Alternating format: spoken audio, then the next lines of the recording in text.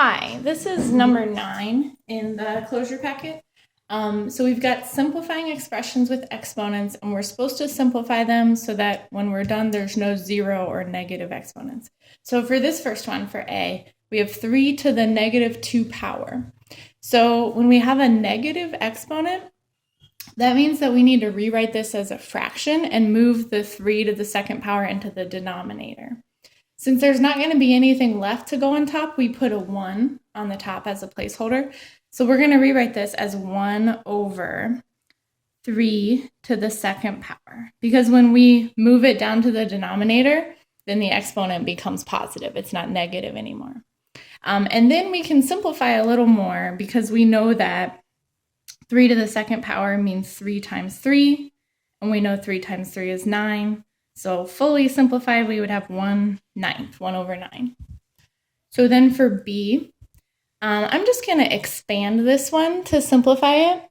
Although first, I want to, again, rewrite where I have the negative exponent. So that B to the negative 1, first I'm just going to rewrite these first couple.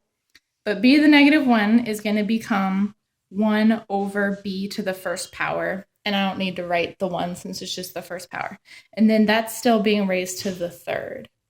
So we have A to the third power. I'm going to expand that out as A times A times A. Then we have B to the second, so that's B times B. And then we have 1 over B to the third. So if we think about that for a second, about what that means, I'm just going to kind of write it on the side here. That means we have 1 over B times 1 over B times 1 over B. And when you multiply fractions, they just multiply straight across. So that becomes 1 times 1 times 1 is still 1. And then on the bottom, we have B times B times B, or we could say B to the third. So now that we've kind of thought about what this means back over here, we just have a 1 on the top. So I could put times 1 on the top from this.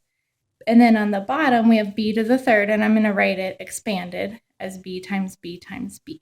So those are these B to the thirds on the bottom. And then I see that I can cancel out 2 pairs of B's, so I'm going to do that. So on the top, I have A times A times A times 1, which is A to the third. And on the bottom, I just have B. And then that's as much as I can simplify that one. So A to the third over B is what I end up with. Then for C, again, we can just kind of expand to help us simplify.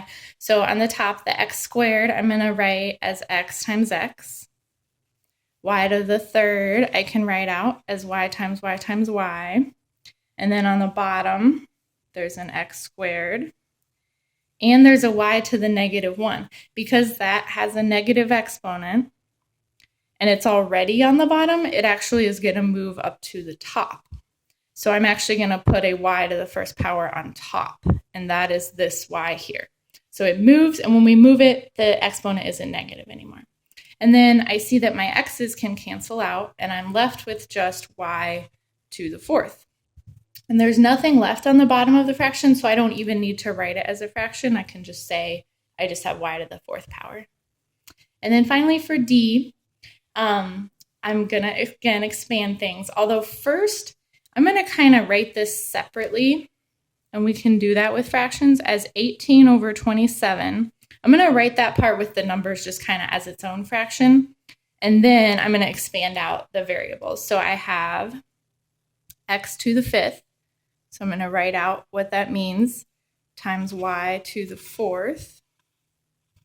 And then on the bottom, we've got x to the second times y to the 12th, and that's a lot of y's, but I'm going to write them to try to help me see what's going to happen here. If I can fit them all, we'll see. 1, 2, 3, 9, 10, 11, 12. Okay, just kind of barely fit them in there. So with my 18 over 27, you can just think of this as a regular fraction, 18/27s, and we're just going to reduce it to simplify it.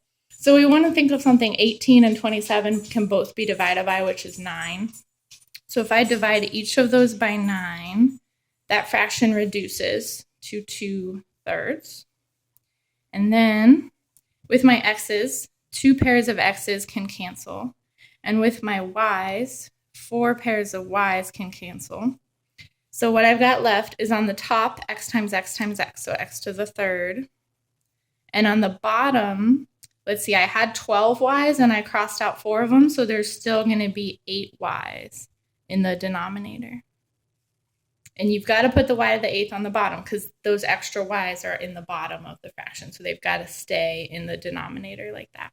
So that's our final answer to that one.